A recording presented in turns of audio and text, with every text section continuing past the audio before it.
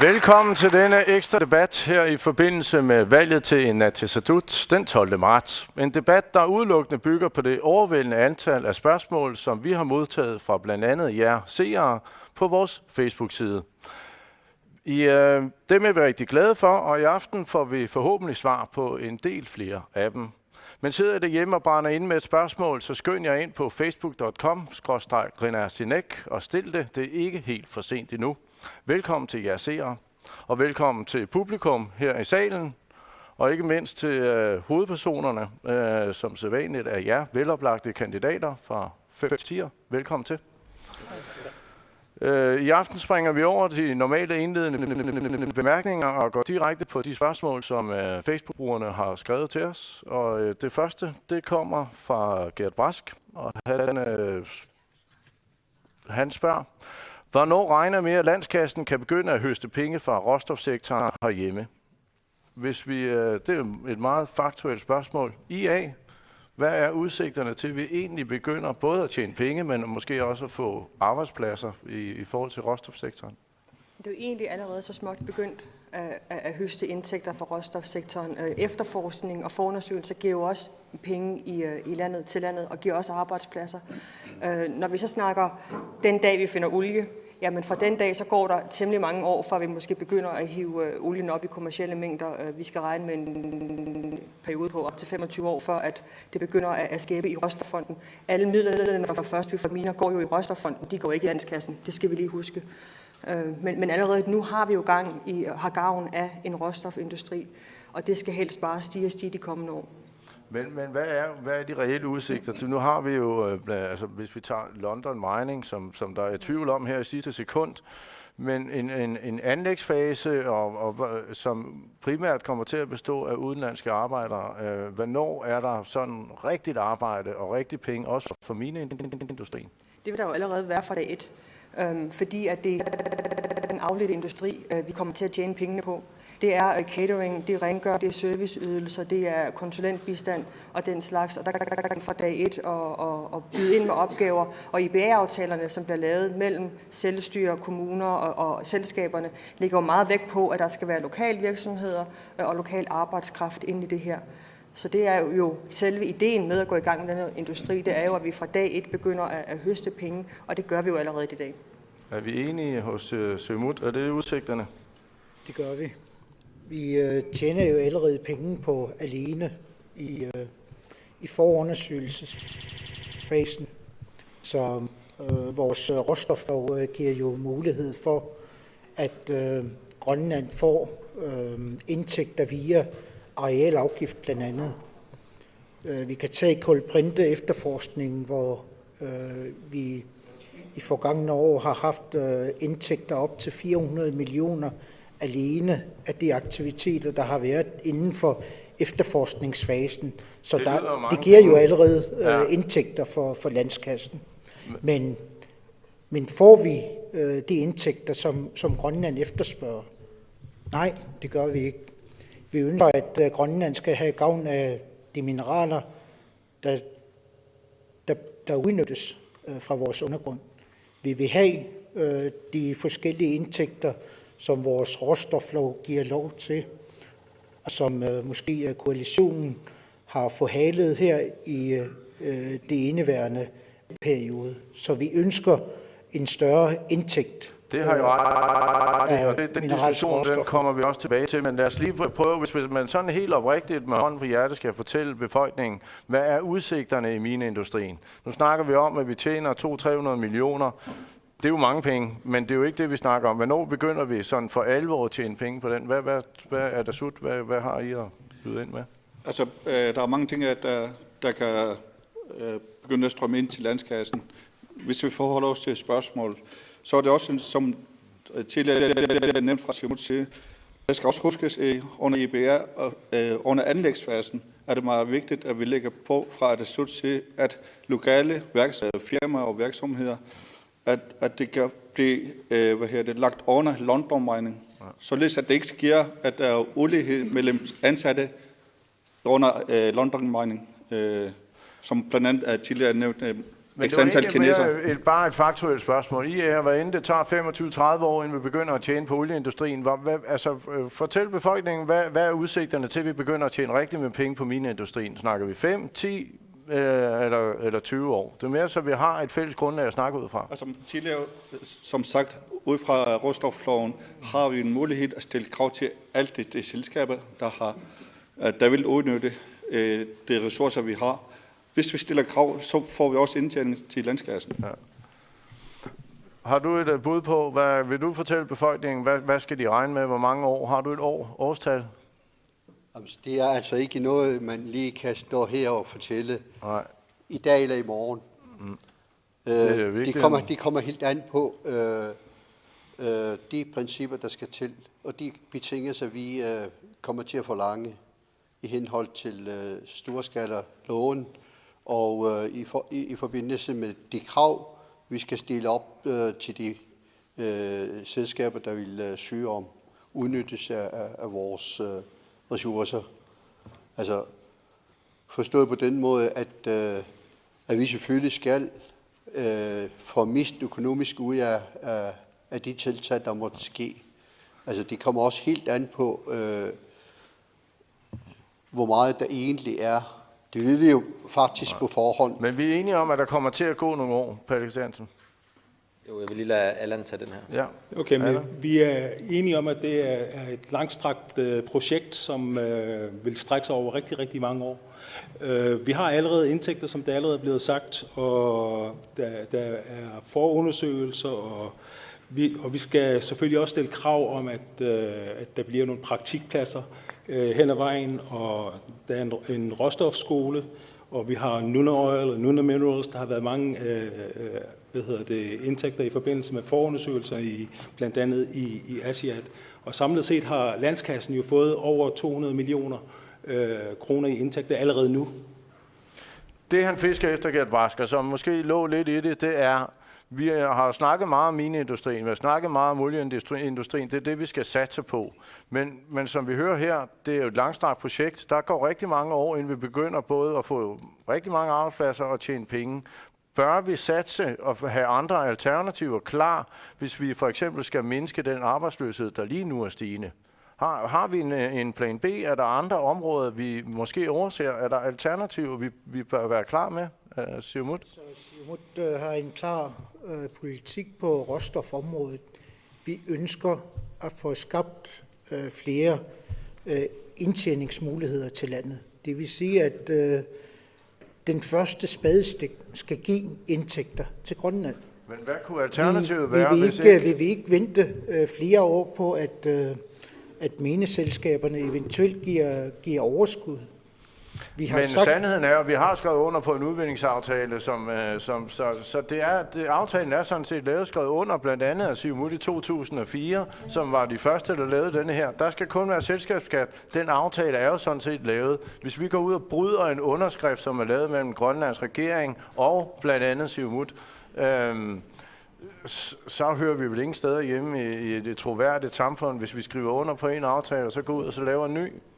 Der er sket meget igennem de sidste 5-6 år, også inden for råstofområdet. Der er sket den udvikling, at Grønland har overtaget råstofområdet og undergrunden, og har dermed, hele kompetencen på området. Det er den største forskel på, at men det giver vel også ikke lov til at løbe for de aftaler, vi laver? Vi selv kan indkræve de indtægter, som råstofloven giver lov til. Det er det, Siumut ønsker at det er rigtigt, men det bliver jo kun i fremtiden. De selskaber som London Mining, Kringlerne, Kvanefjeldet, den aftale er jo lavet, den er underskrevet.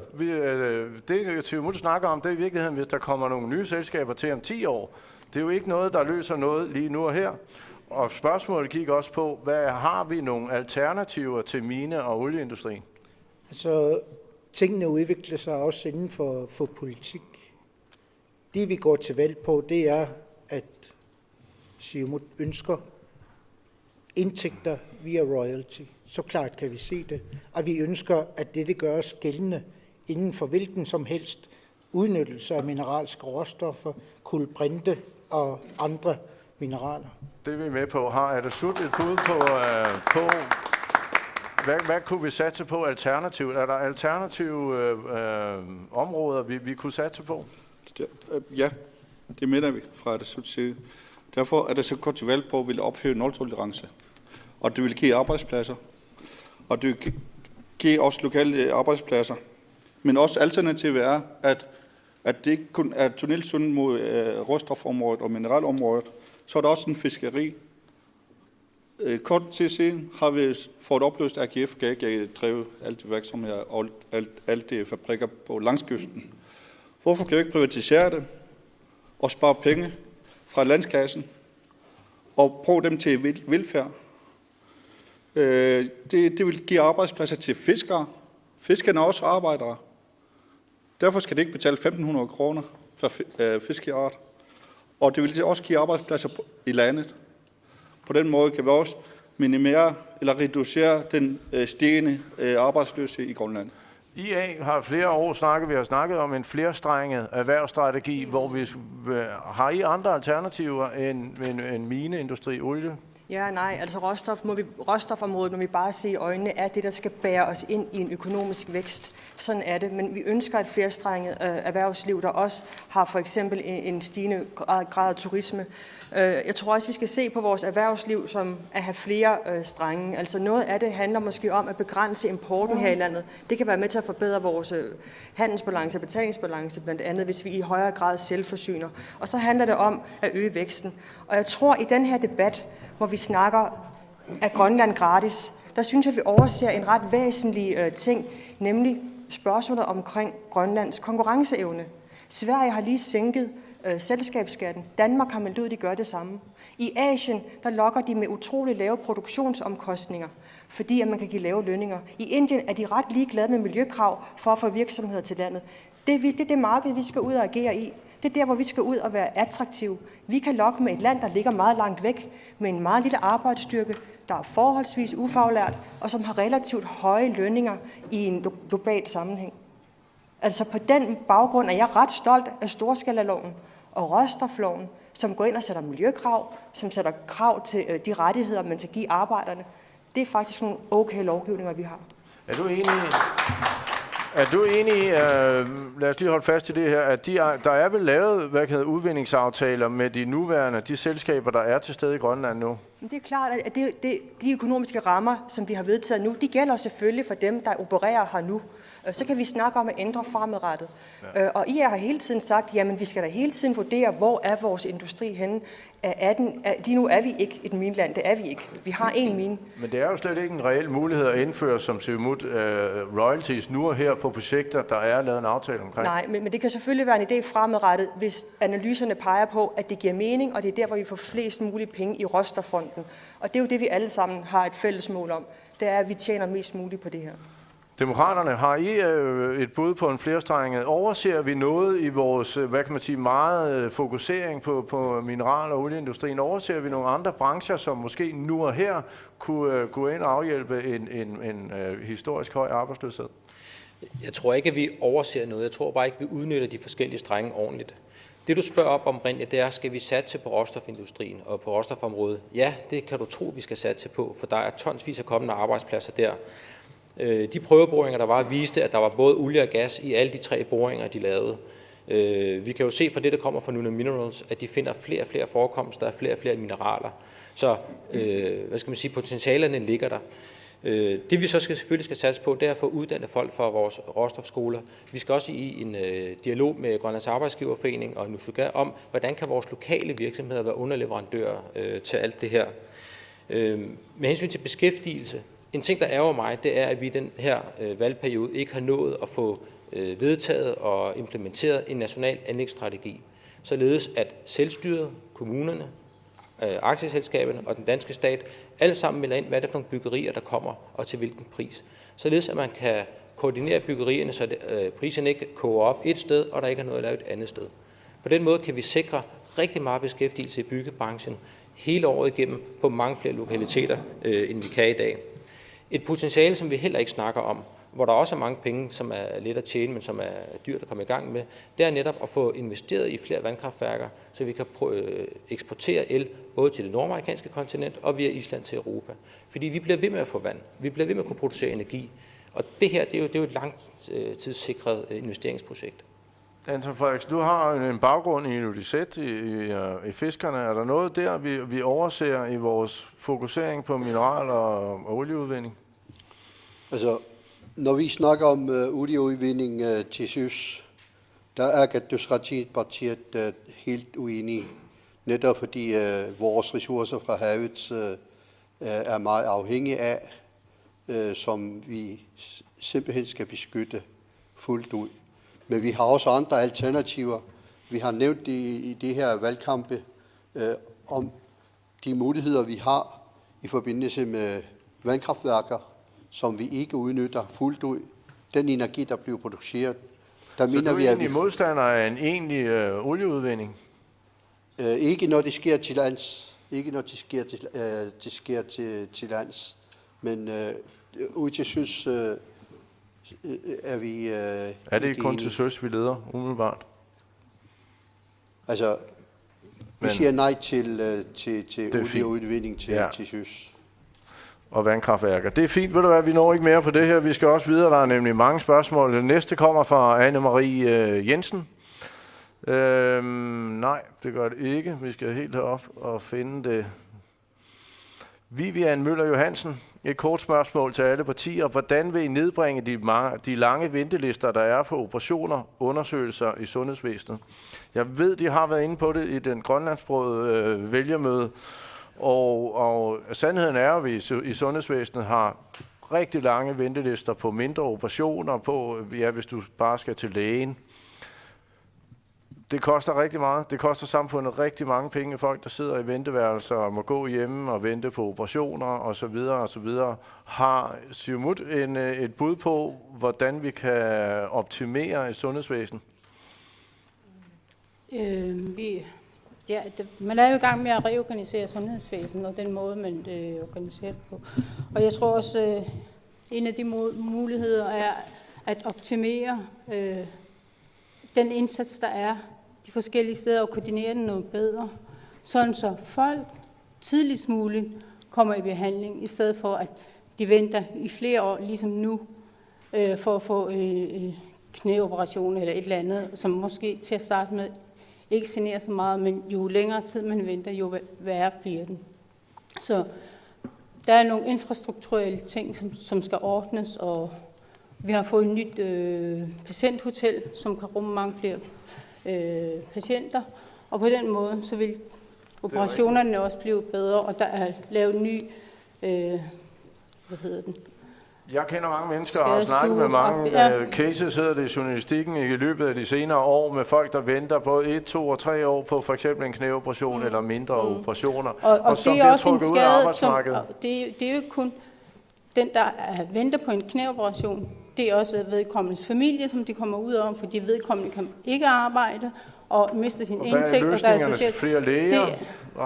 Det er at optimere de forskellige ting, og der er i gang, der er bygget et nyt patienthotel, og der bliver bygget et nyt skadestue, eller hvad nu den hedder, sådan en operationsstue, og så kan man til at begynde at operere nogle flere, og den måde, så vil de også gå igennem meget hurtigere. Til demokraterne, hvad har I af løsningsforslag på en hurtigere og mere effektiv sygehusvæsen måske? Altså for det første, så vil jeg sige, at jeg er jo glad for, at Siumut kan se, at den indsats, Naalakkersuisut har gjort på sundhedsvæsenet, at det virker. Netop med, at de henviser til de patienthoteller, som vi i dag har taget i brug i København og her i nu. For det er netop det, der gør, at vi kan sende flere til behandling af de steder, hvor der ikke er noget problemer med at skaffe flere. Det vi også har gjort i Naalakkersuisut, det er, at vi har afsat ekstra midler til at kunne få lavet flere øreoperationer, knæoperationer, øjenoperationer, og vi har også for, at der i dag ikke er nogen psykiatrisk venteliste til børn, der skal udredes. Det er jo fantastisk. En ting, som vi skal begynde at overveje meget mere, det er at kunne sende flere patienter til udlandet, når vores kapacitet her er brugt op. Det er jo klart, at det vil så give et enormt pres på de offentlige kasser. Men det er jo der, hvor virksomhederne jo har spurgt, om ikke det er i orden, at de laver sundhedsforsikringer for deres medarbejdere, således at de medarbejdere lige så snart der skulle være noget, så kan de blive sendt til behandling i udlandet. Og det vil jo lette presset på de ventelister, vi har herhjemme. Så det er en win-win. Så I spiller det på, at man skal overlade en del af det til det private marked og tage sig af de ventelister, som vi har her i Grønland? Altså som Grønlands eneste liberale parti støtter vi alt privat initiativ. Og det vi kan se, det er, at det er jo en måde, der fungerer i andre lande. Og vi kan jo se, både inden for vores eget sundhedsvæsen, at folk knokler, så de driver. Og vi kan stort set ikke presse flere igennem systemerne nu. Og derfor er vi nødt til at finde alternative behandlingsformer. Og det kunne være ved at sende til udlandet. Hvad siger Adasut? Hvad har I bud på, hvordan vi kunne optimere sundhedsvæsenet, eller i hvert fald få folk hurtigere igennem? Altså, fra Adasuts side, der mener vi, at der skal være en bedre koordinering og flere ressourcer at forstå på den måde, flere læger til.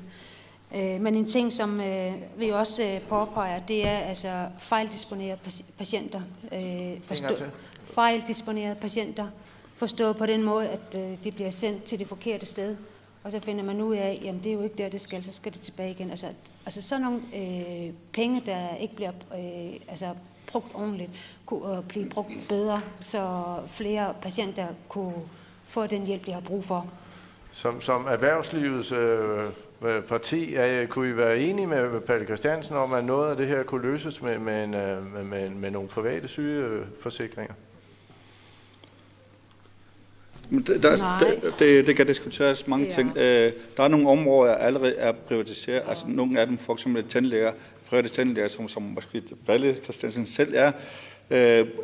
Selvfølgelig, hvis der er potentiale, at nogle af institutioner, eller nogle områder, der kan privatiseres, selvfølgelig kan vi være med til at undersøge det, og være forberedt på, okay, kan det betale sig for samfundet det her? Så I vil ikke afvise det i hvert fald? Nej.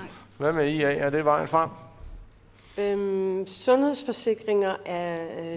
altså jeg vil blot sige, at i forhold til sundhed og få nedbragt ventelisterne, så har IA været med til at sørge for, at vi har fået den skåret ned fra med 700 mennesker. Ikke? Så vi er gået fra 2300 til 1500 personer. Og så er vi selvfølgelig i gang med at lave en masse forebyggelsesarbejde, og det er også blandt andet inden for diabetes, at man laver en masse forebyggelse, så vi sørger for at mindske patienterne i sundhedsvæsenet. Men er der sådan mere nogle konkrete tiltag, hvor man kan gå ind og sige, at det her det kunne være med til at afhjælpe en stadigvæk lang venteliste, selvom den måske er blevet lidt kortere? Ja, blandt andet forebyggelse. Men det er jo sådan med på en... Det er jo rimelig konkret at lave forebyggelse inden for diabetes, for eksempel, og sørge for at kortlægge, hvor har vi diabetespatienterne henne? Hvad er den primære målgruppe i forhold til diabetes? Hvordan kan vi få hjulpet dem til et sundere liv? Målet er jo selvfølgelig, at vi har en sund befolkning. Anton Frederiksen, er du enig med IA?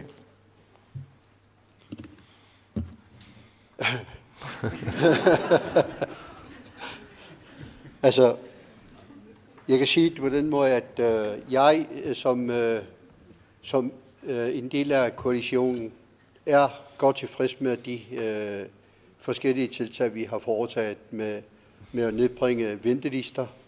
Og jeg synes, der er god grund til, at vi fortsætter den stil, vi har kørt.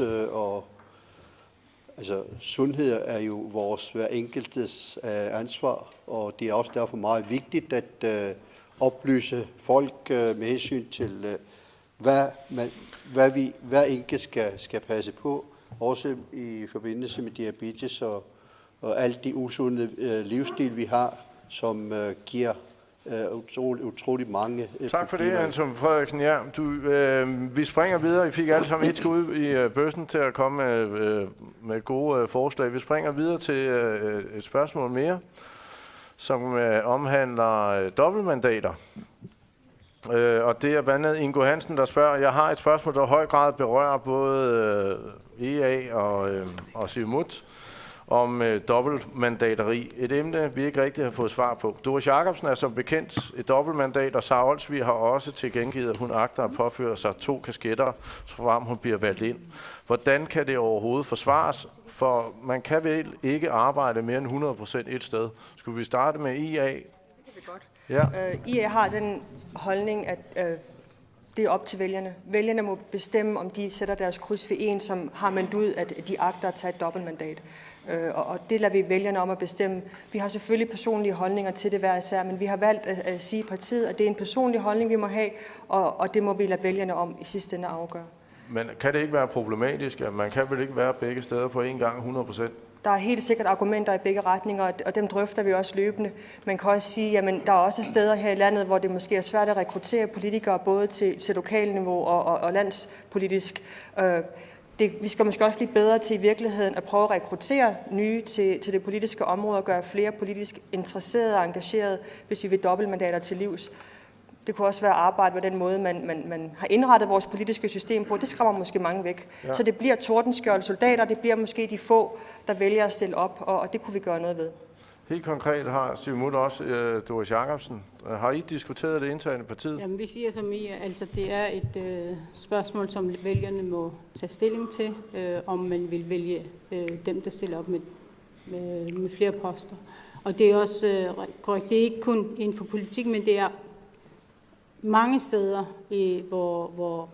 hvor det er de samme, som ofte de samme personer, som laver forskellige foreningsarbejde og andre opgaver.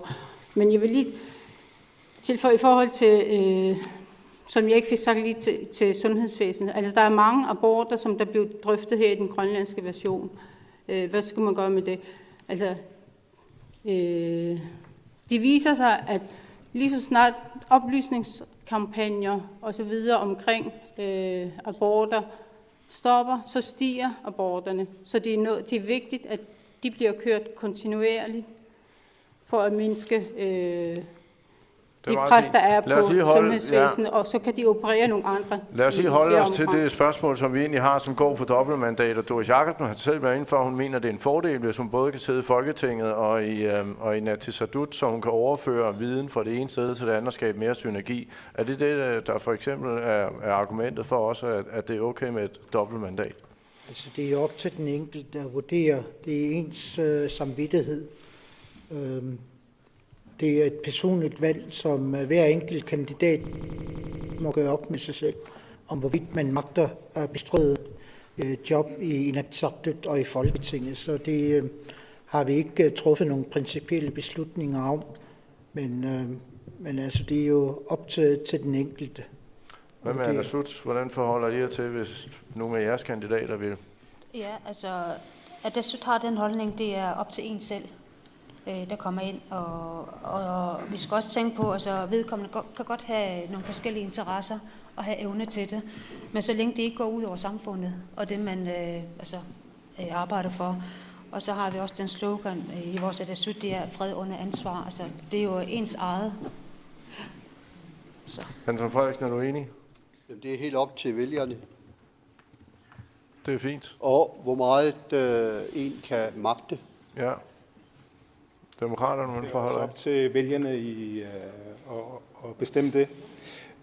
Vi har ikke haft den luksus indtil videre i Demokraterne, men vi har en hovedbestyrelsesbeslutning om, at man kun modtager løn et sted fra. Okay. Det er fint. Vi holder ved det. Vi holder det kort og springer videre til Niels Erik Bro, der spørger, hvad mener partierne om pensionister? Vi har ikke hørt meget om dem. Skal pensionsalderen stadigvæk være den samme? Skal alle have pension uanset indtjening? Kan man forestille sig at hæve fradraget for ældre, så de har lidt mere? Lad os starte med det første. Pensionsalderen, hvis vi tager... vil du have den? Er det slut? Ja, det kan vi godt. Altså, i Inatsisartut, der mener vi, at alle skal selvfølgelig have pension. Og det skal også være sådan, så alle kan imødekommes. Forstå på den måde, som Niels Erik siger, det er korrekt, at pensionen den er ikke tidsvarende i dag i forhold til de høje priser. Selvfølgelig skal det tage stilling til og finde en løsning til, hvordan man kan imødekomme det. Og i Inatsisartut, der har vi også den holdning, at en pensionist, som har en partner, som har en indtægt, heller ikke skal rammes på den måde, at ens pension så bliver forringet. Det mener vi, det er en krænkelse. Vi bliver flere og flere ældre. Skal der pilles ved pensionsalderen? Altså man kunne godt holde og få brug for at holde flere på arbejdsmarkedet, for eksempel ved at sætte en pensionsalder op. Var det en idé? Så skal man skal ikke på prioritering. Hvordan er lige prioriteringen inden for velfærd? Og så skal man også kigge på med hensyn til at skabe arbejde. Og det har vi flere gange snakket om nu, og det synes jeg også, folk efterhånden, nogen ved, hvad det er for nogle arbejdssøgning, vi tænker på. Så du vil ikke afvise at hæve for eksempel en pensionsalder? Jeg vil ikke afvise, eller Atassut vil ikke afvise, at der bliver taget en ny stilling til det. Er du klar til at hæve en pensionsalder? Kunne det være en mulighed for at holde folk længere? Altså, vi er heldigvis i den stand, hvis man kan sige det på den måde, at vi bliver sundere og ældre. Det er glædeligt og dejligt at sige og opleve det. Med hensyn til at hæve pensionsalderen, der mener vi, at Dødsretspartiet, at den alder, som nu er fastsat til, er på nuværende tidspunkt passende, men at det skulle være sådan, at folk, der føler sig sunde og raske og kan stadigvæk arbejde, hvor meget de end vil, skal have lov til at fortsætte, indtil de selv siger op og siger, at nu er de nok for mig. Pensionsalderen, var det en mulighed for at være, vi bliver flere og flere ældre? Michael Rosing? Pensionsalderen skal op. Der er ikke nogen tvivl. Vi vil selvfølgelig alle sammen meget gerne have lov til at trække os tilbage sådan i 50-årsalderen og bare nyde vores otium i 40 år. Det kan ikke lade sig gøre. Vi har simpelthen ikke penge nok. Vi skal hele tiden huske på, at de folk, der går på pension i dag, pensionssystemet det er opbygget efter en verden, hvor man var slidt op, når man nåede pensionsalderen. Det er ikke længere tilfældet. I dag kalder man det grå guld, fordi at mange af dem, der går på pension nu, de har et livslang arbejdserfaring, og de er rigtig meget ved på arbejdsmarkedet. Det er også en grund til, at vi meget gerne vil tilskynde til, selvom de er gået på pension, at tage ekstra arbejde. Og derfor mener vi, at pensionister, som der er i dag, de skal have lov til at tjene mere, før de bliver trukket i pensionen. Kunne man også differentiere pensionen, som vores Facebook-bruger her spørger om? Kunne man forestille sig, at folk, der har godt på kistebunden, ikke skulle have samme pension som en pensioneret fiskeriarbejder, for eksempel? Nej, vi mener, at pension det er en ret. Hvad hedder det? En ret? Ja, vi mener, at pension er en ret, og ikke et socialt gode. Eller... Nej, alle skal have det sammen. Færdig. Fint. Klart svar. Hvad er den, hedder? Siumut, pensionsalderen, er det en idé? Pensionsalderen, sådan som den ligger på nu, den er vi godt tilfreds med. Den er blevet lavet om i forbindelse med forordningsændringen i 2007 allerede. Så vi mener, at tidspunktet i øjeblikket er meget passende. Men derudover, når vi har sagt det, så synes vi også, at vores pensionsalder med tiden skal vurderes hele vejen igen altid. Sådan skal det altid være for et samfund, for at se, hvor mange kan være stadigvæk i arbejde, og hvor mange kan vi forsørge.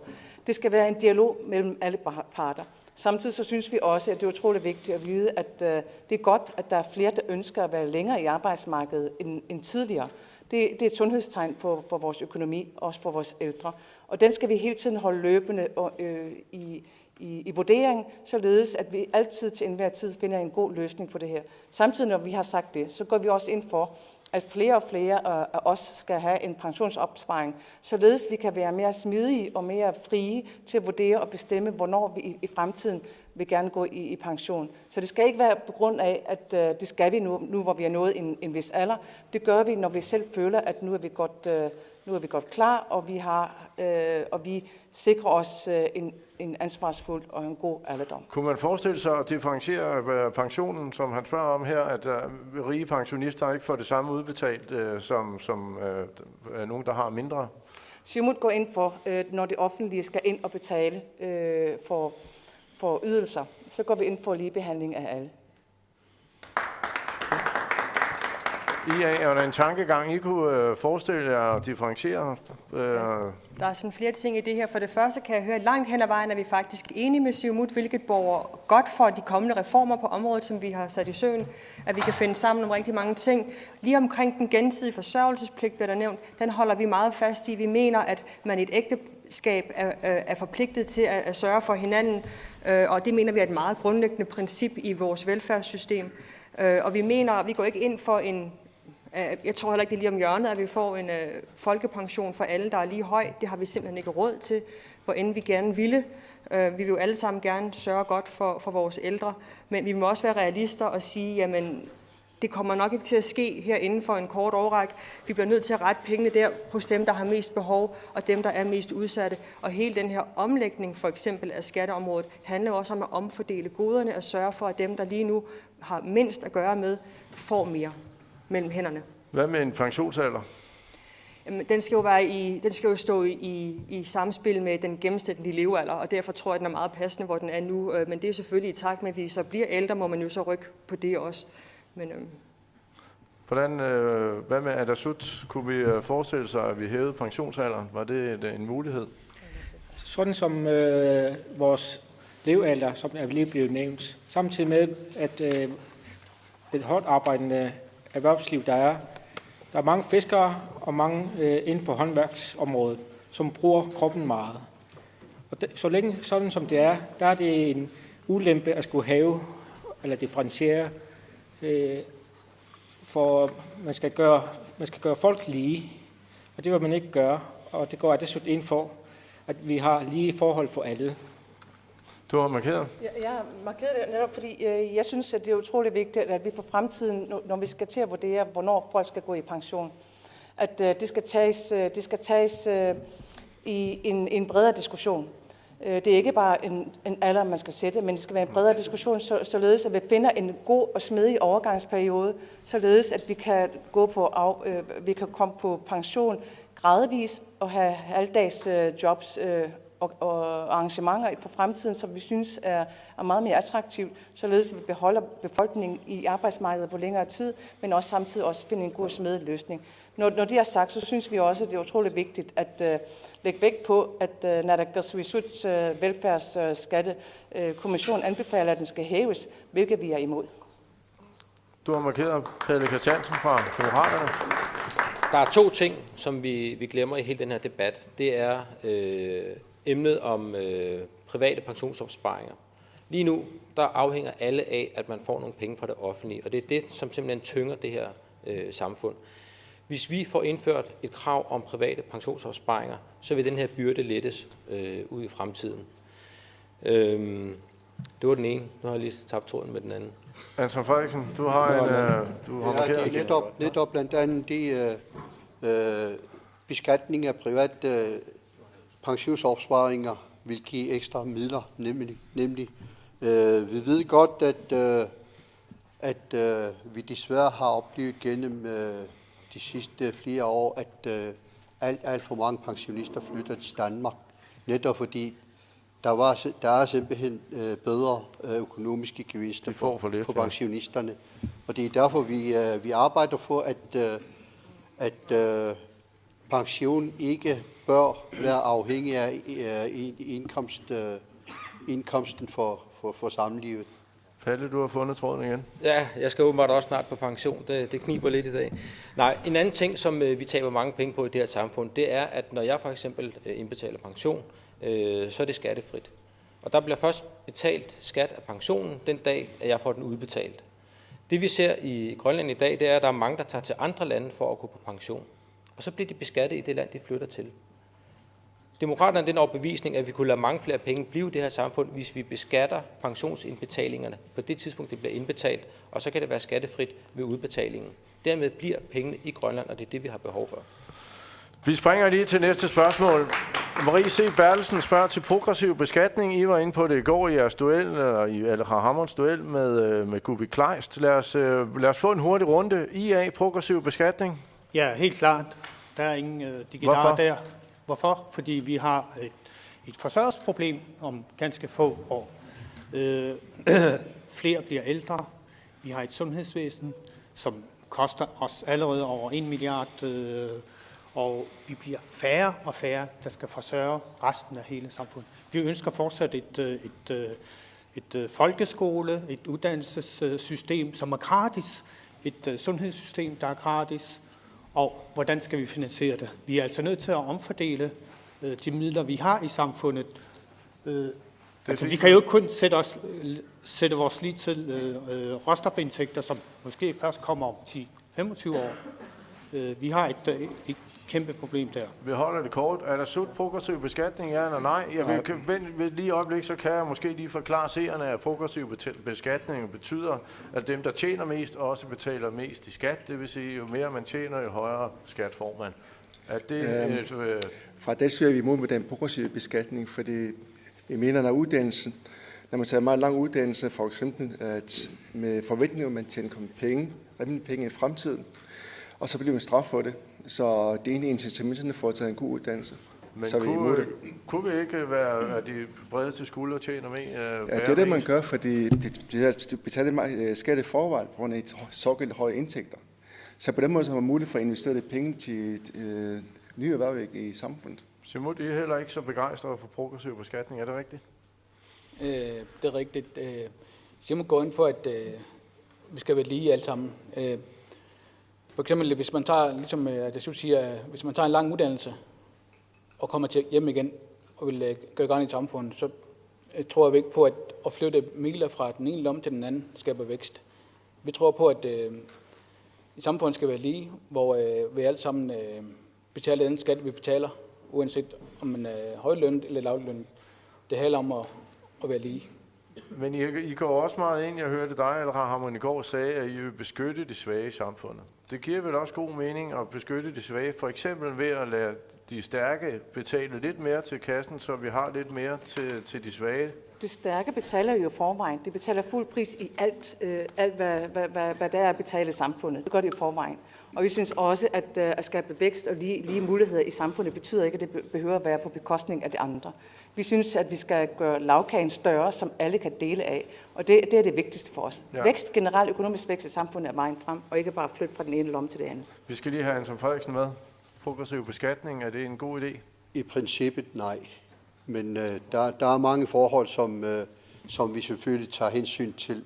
Der er forhold, som gør, at folk her i landet lever i meget forskellige forhold, hvor vi siger, at indkomster og medlemsindkomster, eksempelvis folk, der har medlemsindkomst, de betaler jo alt uden noget som helst tilskud, hverken til husleje eller til børneinstitutioner. Og vi mener derfor, at de skal overvejes nøje, hvordan og hvorledes hvis vi på et eller andet tidspunkt skal være med på snakken, at vi kommer til at overveje mange forhold i den forbindelse. Det må ellers lige være et godt forslag for demokraterne med progressiv beskatning. Jamen nu skal I høre her. Vi mener, at progressiv beskatning det er gift for virkelysten. Og det kan man se i dagens Grønland, fordi vi har progressiv beskatning allerede, og det virker rigtig, rigtig dårligt. Hvis man ser på Skattevelfærdskommissionens rapport, så siger den, at vi har et samspilsproblem. Det lyder som et symfoniorkester, men det er fordi, at skattevæsen og socialvæsenet, boligsikring, institutionspriser, alt den slags der, de modvirker hinanden, så hvis man tjener flere penge, så skal man også betale flere penge. Der er det der berømte eksempel med en enlig mor med 2 børn, hun kan tjene rigtig mange flere penge om året, og hun får 1.000 kroner ekstra. Det vi kan se mange steder, det er, at der er folk, der vælger ikke at arbejde, eller de vælger at tage arbejde hist og pist, kun lige præcis nok til, at de ikke mister deres sociale ydelser. Så ja, vi kan se, vi har progressiv beskatning, og se, hvordan det går. Vi holder den der, alle har været til en gang, og springer videre til næste spørgsmål, som kommer fra Elisabeth Nielsen. Hun skriver, i finansloven for 2013 står der sort på hvidt, i byer, hvor der sker en udvikling og hvor der skabes nye arbejdspladser, skal der også skabes nyt boligbyggeri. I bygder og yderdistrikter, hvor der er faldende indbyggertal, skal der skæres ned på boligmassen. Spørgsmålet går på, hvem går ind for at standse affolkning af bygderne og yderdistrikter?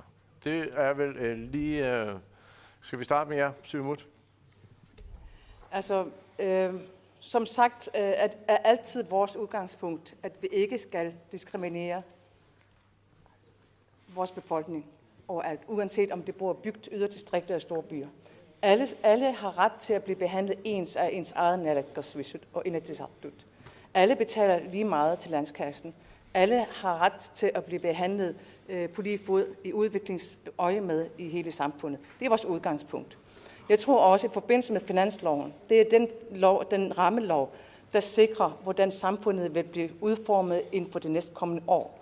Og flertallet har nu de sidste 4 år bestemt, at der er altså nu kun meget få steder, man har valgt at satse på i forbindelse med byggeriet. Det har også resulteret i, at der er sket en polarisering i samfundet. Der er nogle områder, som slet ikke er blevet lavet noget som helst byggerier overhovedet. Og det betyder så, at for at få folk i arbejde, har det simpelthen været umuligt at være med. De små håndværkere har ikke følt, at de kunne være med. Samtidig har det også resulteret i faldende indtægter for familierne. Men nu lyder det jo som om, at du gerne vil bygge en masse ude i bygderne, hvor der ikke er nogen, eller hvor der ikke står og mangler på samme måde. Det giver vel god mening at bygge der, hvor folk flytter til, og hvor der er størst behov for boliger. Du skal vente den anden vej. Man flytter væk, fordi der ikke sker noget i min egen by. Der bliver ikke prioriteret i min by, og min bygd, der derfor bliver nødt til at flytte derfra, fordi man ikke ser min by eller bygd med fremtid. Og der skal man vente den. Og samtidig så tror jeg også, at man skal se det i sammenhæng. Det er, at laver man en finanslov, så skal man altid regne med, hvilke konsekvenser det vil have for resten af befolkningen. Den vinkel tror vi mangler i den grad i det her år. Har IA været med til... Vi har diskuteret lidt frem og tilbage ved flere vælgermøder. Har I med til at præge en udvikling, som et eller andet sted er med til at skabe en affolkning af bygderne? Nej, det har vi ikke. Altså det, som vi har gjort, det er, at vi har skabt et grundlag for, at boligbyggeriet ude på kysten også sker. Og det har vi igennem vores handlingsplan, der hedder Illorbut 2100. Og i den der er, altså i finansloven, for sidste år, der var det 67% af anlægsmidlerne, som var ude på kysten. Det vil sige, at den der myte om, at det hele sker i storbyen, det er ikke rigtigt. Det er simpelthen ikke rigtigt. Vi bygger også ude på kysten, og det skal også ske fremadrettet, fordi en bolig, det er et hjem, og et hjem, det er utrolig vigtigt for vores egen identitet og vores egen integritet, og derfor er en stor del af vores politik, Inuit Ataqatigiits politik, på boligområdet netop, at vi skal sikre den tryghed, der er at kunne have en bolig. Derfor har vi en del af vores mål, det er simpelthen at øge det almindelige boligbyggeri og boligmasse, således at borgere kan få ret til en bolig. Er det en myte, at Naalakkersuisut har brugt flere midler på Nuuk end kysten? Hvis vi hører her, 67% er blevet brugt til resten af Grønland, det giver 33% til Nuuk. Det passer cirka med, hvor en stor del af befolkningen, der bor i Nuuk. Så er det en myte, eller er det sandt? På vist sted er det myte, på vist sted er det sandt. Fordi de fleste af de bygder, så er det ikke så meget byggeri. Og når jeg tænker til erhvervsbygning med forskning fra fiskeriet, på de fleste bygder bliver sådan fisken bare sendt videre til en større by eller et nyt produktionssted, i stedet for at producere lokalt. Og når man siger på, at det er umuligt at ikke lade sig gøre, kan man bare sige på Færøerne eller på Norge, hvor der er små produktionssteder, som skal værdi af fiskeriet, forskellige fisketyper, og tjene penge på det. Så på den måde, man kan sagtens tjene penge på det, og samtidig med turismen, det er ikke så meget på turismen på vestkysten, og når man så tænker på, at det er for dyrt med råvarer at transportere frem og tilbage. Det man kan lave med transport fra store byer med fra fly. Altså, det vil sige, at logistikken transportprisen bliver sat ned på den der, altså for at udnytte vores råvarer, og så blandet med fiskeprodukter. Vi springer til, I har i høj grad siddet på boligområdet i Naalakkersuisut. Har I været med til at affolke bygderne? Nej, det har vi ikke. Vi skal lige starte med det første spørgsmål. Vi skal bygge boliger der, hvor der er brug for boliger, ikke der, hvor der er brug for arbejdspladser. At bygge bare for at skabe arbejdspladser, det spilder penge. De penge kan bruges meget bedre. I de sidste 30 år, der har der været et forsøg på at standse urbaniseringen. Man har forsøgt på at holde folk ude i bygderne, og det er ikke lykkedes, til trods for, at man har pumpet rigtig mange penge i det. Det er ikke noget nyt. Det sker over hele verden. Grønland er ikke specielt på den måde. Vi har den holdning, at folk skal bo der, hvor de har lyst til. Folk skal tage det arbejde, de har lyst til. Og så må de selv betale prisen for, hvad det koster. Men de folk, der ønsker at flytte til byerne, der skal være et modtagerapparat til dem. Og det er derfor, vi bygger boligerne der, hvor der er brug for dem. Men er der ikke en speciel forpligtelse i den struktur, vi har i Grønland, med en masse små bosteder ude på kysten, og være med til at sørge for, at de også har noget at lave, eller noget at bo i, og udvikler sig? Jo, det er jo klart, at alle mennesker har ret til en bolig. Det man så også skal huske, det er, at hvis du bor i en bygd eller et yderdistrikt, så kan du for 25.000 kroner få leveret et hus. Den mulighed har du ikke specielt mange andre steder, så der bliver de også forfordelt, kan man sige. En anden ting, som jeg har været noget træt af at læse i diverse forer, det er, at folk får det til at lyde som om, at nu det er Dubai. Alle byggekranerne står her, det er det eneste sted, der sker noget, og det er jo faktuelt forkert. Man kan tage ud på kysten og se, hvor meget der bliver bygget i Sisimiut. Vi har også bygget kolleger i Asiat. Der er godt gang i kollegebyggeri og byhuse nede i Ravdok. Så byggeriet er stille og roligt startet op. Det, man skal huske at tage med i alt det her, det er, at kommunerne har også en anlægsforpligtelse. Vi så, da de blev ramt økonomisk af finanskrisen, så skruede de ned for deres anlægsbudgetter. Og det kan jo ikke være selvstyret, der skal stå for hele anlægsbudgettet. Og oven i det, noget af det, som gør, at det ser ud som om, der bliver bygget rigtig, rigtig meget nu, det er, at man som privatperson også lægger mange flere penge i byggeriet hernede. Så alle de der faktorer skal man tage med, inden man begynder på alle de der mytedannelser. Katusirat, partiet har siddet med i Naalakkersuisut de seneste 4 år. Har du været med til at føre en politik, der har været med til at affolke bygderne, eller har I ført en boligpolitik, der et eller andet sted passer i forhold til, hvor der er mangel på boliger? Det var i hvert fald ikke hensigten at affolke bygderne eller mindre byer.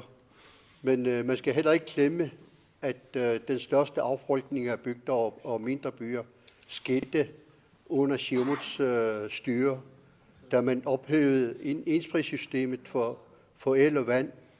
Og der kan vi se, i hvert fald på den statistik på det tidspunkt, at rigtig mange folk fra bygderne og mindre byer er flyttet til større byer. Og det er en politisk affolkning af bygder på den måde. Det får I selvfølgelig lov til lige at reagere på, Siumut, men det er jo rigtigt, at affolkningen af bygderne og hvad kan man sige, denne her mangel på ting at lave, det er jo ikke noget nyt. Det har jo været sådan de seneste mange år, også mens I sad i regeringen. Det er jo ikke fordi, der er sket et afgørende nyt. Gennem tiderne har det altid været naturlig urbanisering. Det har det altid været. Den skal man altid respektere. Folk har ret og lyst til at flytte til et andet sted, end hvor de bor. Alt efter, hvad de nu selv gerne vil prioritere. Men at man direkte skal flytte fra sin by eller bygd, netop fordi man har underprioriteret stedet fra regeringens side, det er affolkning. Og samtidig så vil jeg også sige... Men det lyder her, det mener de ikke, de har. Men de taler om myter. Er det en myte, at befolkningen selv har opdaget, at den politik, der først nu, har resulteret i, at det måtte flytte derfra, fordi der ikke skabes arbejde, og der ikke bliver byttet i deres by? At men man der fra regeringens side kalder det for en myte, det er jeg dybt chokeret over, at man kalder det for en myte. Vi har stemt nej for finansloven det gang, hvor de har lavet det. Grund af 3 ting. Det vil skabe arbejdsløshed. Det har holdt stik. Det vil skabe dårlig økonomi for kommunerne, således at det ikke har mulighed for at investere i andre byggerier, hvis ikke man fik mere af det. Og det har holdt stik, og det vil betyde, at der vil være en affolkning af yderdistrikterne, og det har også holdt stik. Og kaldt det for myte, det er jeg dybt chokeret over. Der bliver bidt tilbage her. Vil I have en reaktion på det? Skabe erhverv, så bryder jeg mig overhovedet ikke om Siumuts måde at skabe erhverv. Bare se på Arctic Green Food, de er jo ved at gå for lidt. Sælskinsfabrikken dernede, den står der med kæmpe lager af sælskind. Det ene og det andet og tredje og fjerde. Det er ikke vores job som land at lave firmaer, som skal drives ude i de små bygder. Det skal folk selv gøre. Folk skal selv drive deres egen fiskefabrik, ligesom de gør op i Ogratut. Det er heller ikke meningen, at vi skal have et Bilasuisok, som skal forsyne alle bygderne. Det må de der selv gøre. Så kan de selv eje deres egen lille butik og selv bestemme, hvilke varer de vil have til hvilke priser.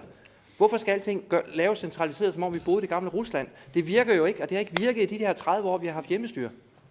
IA har siddet også her på... Vi bliver nødt til at se på, at boligområdet er et stort problem og har været det i mange år. Og boligområdet, der bliver vi nødt til at gå ind og huske på, at der er rigtig mange borgere, som faktisk er ramt af en 30-årig negligering, eller mangeårig negligering af vedligehold af boligbygninger. Og det er sådan, at vi i vores politik og vores politik fremadrettet, også mod 25, der går vi faktisk ind og sørger for, at der kommer penge, bliver afsat penge til vedligehold af de her boliger, men også at der bliver bygget nye boliger, sådan så at de borgere, som går og mangler boliger, de også får en mulighed for det. Det bliver sidste ord til det her spørgsmål, for vi skal lige nå et sidste, som kommer fra Bitten Høgh Dam, der spørger, hvilke partier vil arbejde sammen, og hvilke vil ikke arbejde sammen med hvem? Og hvorfor? Er det ideologiske grunde eller andre grunde? Vi kan starte med dig, Anton. Er du tilfreds der, hvor du sidder nu? Vil du gå i en koalition med Demokraterne IA igen? Er det den vej, du peger? Altså, Gadusrati-partiet har ikke på nuværende tidspunkt fastlagt, hvordan og hvorledes vi skal, hvem vi skal samarbejde med. De kommer helt an på, hvordan valgresultaterne bliver, og hvilken politik, der er blevet ført under det her valgkampe. Og vi er ikke på forhånd sat mærker på, hvem vi vil arbejde sammen med. Så der er ikke nogen troskab til den koalition, du har været medlem af i de sidste 4 år? Altså, det er for første gang i mange, mange år, at et koalition har holdt inden for de 4 år. Og det er vi meget, meget glade for. Og om nødvendigt er vi rede til at fortsætte. Fint. Lad os tage Atassut, som også er meget muligt, hvis I kommer ind og overlever, kan blive afgørende om hvem der i virkeligheden kommer til at sidde på magten. Og har I sådan en umiddelbar favorit til landsstyreformandsposten, for eksempel? Nej, men jeg vil sige, at vi er ikke bange for, at vi ryger ud, for vi kommer frem med mod, og vi skal nok vinde fortidskræfter tilbage igen, for det er vi ikke nervøs for. Og i forhold til valgkampen her, der har vi et valgprogram, som vi har fremlagt, og dem, der går ind for det, og i forhold til forhandlinger og samtaler, dem kan vi arbejde med. For vi er jo en liberal parti, og ikke ultraliberal, som naalakkersuisut er. Den skal jeg nok få lov til. Men i mange medier bliver I jo sådan ligesom sat i bås nu med Parti Inuit, Siumut og så jer to. Der må vel være meget langt fra et rimelig borgerligt parti til et ultra-arbejderparti som Parti Inuit. Vil I overhovedet give mening at få Atassut og Parti Inuit ind i samme fløj? Jeg vil sige, at det vil være en spændende konstellation. Men intet er jo muligt. Men hvad? Men du vil ikke afvise det 100%? Intet er muligt, for ellers så er man ikke liberal. Okay, det lyder som om, at I er klar til at sælge alt, hvad jeg ejer, for at få noget indflydelse. Nej, det jeg sådan set siger, det er, så længe de andre, vi går ind på vores præmisser, og vi kan dreje dem til det, så er vi åbne for det. For ellers så stopper udviklingen. Men vil det ikke, nu bliver lige ved det er, fordi I kan blive meget spændende. Kunne I komme listen over til en koalition med Anton Frederiksen og Demokraterne? Jamen, det er deres valg. Det er deres valg? Det vil være deres valg, hvis de går i koalition sammen. Men i forhold til vores... Vil I være med? Det kommer an på, når man kommer i en koalitionsforhandling, hvis vi når så langt. Det er, at man hører... Vi har nogle punkter, som vi siger, dem er vi helt fast på, der vil vi ikke sælge. Og så er der nogle punkter, som man kan forhandle på. Og så må man veje for og imod, hvilken side får vi mest igen. Og det er på den måde, politik er. På en af de taburetter, der kommer til at sidde med den forhandling, der kommer Siumut og dig, Rahman, til at sidde. Kunne du lave en ny koalition med Parti Inuit, Atassut og Siumut? Hvordan ville du have at være leder for sådan en ny koalition? Kunne det overhovedet lade sig gøre? Siumut har til alle tider, den har eksisteret, været åben for alle. Siumut har aldrig udelukket andre partier fra forhandlinger. Modsat ved sidste valg, hvor Siumut slet ikke var inviteret til koalitionsdannelse eller om forhandling. Siumut går ind for, at demokratiske principper skal igen være gældende i Grønland. Siumut går ind for, at man kan samarbejde med alle, uanset hvilket parti det er. Så Siumut er sådan set åben over for, hvordan landet nu vælger, hvordan befolkningen men som stemmer. jeg for eksempel så partilederduellen mellem Rahman og Kuupik Kleist i går, så var det en meget kold skulder, Siumut fik fra IA. Det var faktisk den pæneste, klareste afvisning, formuleret på en pæn måde, som jeg har set i politik i mange, mange år. Så det ser jeg ikke, hvis man skal være helt ærlig, ud til, at det overhovedet bliver relevant. Så Siumut skal ud og finde sit flertal, som jeg ser det, med Atassut, Parti Inuit, måske en Anton Frederiksen, der kan føre lidt rundt. Er det overhovedet muligt? Nu skal du også vide, at det her det er valgkamp. Under valgkampen så er det også meget vigtigt, at vi gør befolkningen opmærksom på, hvad det er, vores mærkesager er. Og nogle gange kan det også være meget forskellige fra andre partier. Det siger sig selv. Det er derfor, vi har vores egne partier. Men når valget nu er sket, og befolkningen har givet deres stemme, så synes vi, at man tager et nyt udgangspunkt derfra og ser, hvad kan vi skrue sammen af gode samarbejde, der vil det bedste for samfundet, der vil det bedste for alle yderdistrikterne, for bygderne, for alle byerne. Og hvis Siumut skal vælges til at være det bærende under selve forhandlingerne, så vil det naturligvis altid være det, at den demokratiske medbestemmelsesproces skal ligge allerhøjeste sæde. Og de andre partier, som gerne vil være med på det, er velkommen til at komme med. Et venstregående og et højre parti og Siumut i midten, og det er jo bredt, det er jo ikke noget nyt, det har vi gjort tidligere. Ja, okay. I går I benhårdt efter at fortsætte koalitionen? Hvad siger du? Går I benhårdt efter at fortsætte den koalition, der har fungeret? Vi går efter det, som vælgerne afgør den 12. marts. Vi går efter, hvad vælgerne afgiver af stemmer den 12. marts. Altså Gubik satte ret tydeligt i går, og meget tydeligt for alle og enhver her i det grønlandske samfund og over for vælgerne. Altså hovedpræmissen er viljen til at samarbejde. Hvem kan samarbejde? Hvem har viljen? Og for det andet, hvad skal man samarbejde om? Altså, IA har også flere gange under vælgermøderne sagt, at I går efter at videreføre den politik, I ligesom har ført de sidste 4 år. Det betyder vel ikke at fløjte over til et samarbejde med Siumut og Atassut, fordi det kan give jer indflydelse. Det forpligter vel lidt til at holde sammen på den koalition, I har skabt? Jamen, sidste gang ved forrige valg, altså 2009, der gik vi i samarbejde med den her side, fra vores venstre side her, fra min venstre side her.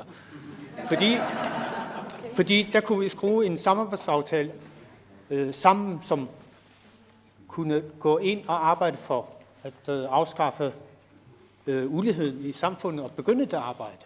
Så efter valget, hvis der er nogen, der godt vil være med i vores projekt om at skabe mere lighed i det grønlandske samfund, så er de meget mere end velkomne her fra højre side eller her fra venstre side. Det er fint. Demokraterne, går I til valg på en koalition, der skal fortsætte, eller kunne I fortsætte at forestille jer at samarbejde med andre?